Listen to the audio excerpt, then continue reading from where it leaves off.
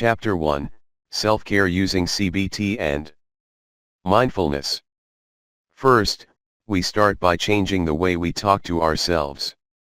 And this begins with mindfulness and CBT. CBT, or cognitive behavioral therapy, is the current favorite approach in clinical psychology, and it is going to be one of the most important tools in this book for transforming the way we view ourselves. Where once every counselor you went to was using psychodynamic principles to treat patients, today they are all using CBT, or an integrative approach.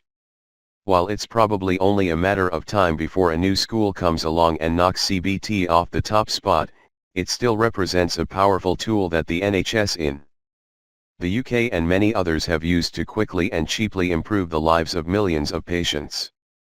The quickly and cheaply parts are also crucial, as they mean that anyone can apply the principles and see immediate benefit, improving their self-esteem with no need to spend tons of money and time on counseling.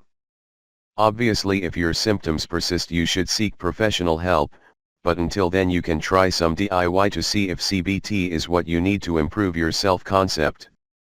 A brief history and explanation. Essentially, CBT is composed of two concepts, behaviorism and cognitive psychology, as the name might suggest. Behaviorism is the old school of thought that states how we learn to associate an event with an outcome to such a degree that we can begin treating the event as the outcome.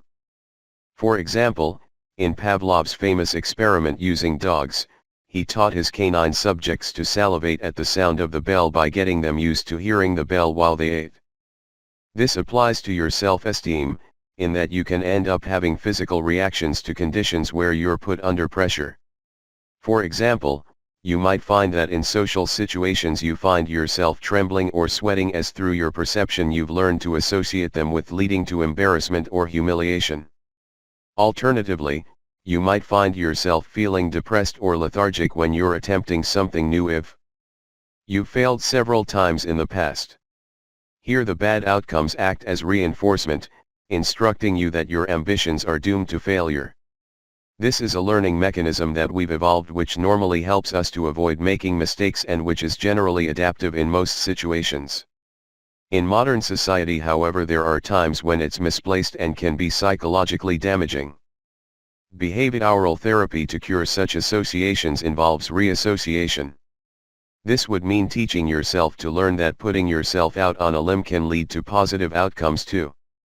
You might achieve this by going to lots of social settings that you know you'll enjoy, or by trying lots of new things that you think you'll be good at.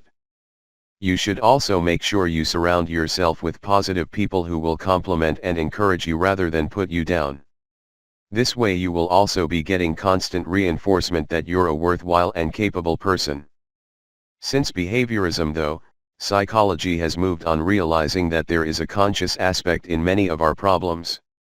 This is the crucial contribution that CBT makes by introducing a cognitive aspect to our brain and to our anxieties. In the case of problems like low self-esteem, the cognitive aspect could be negative ruminations where you think about how everything will go wrong, negative self-talk, or talking yourself out of doing things. In the next chapter, we'll look at how you can use this important added component in order to silence the inner critic for greater peace and happiness.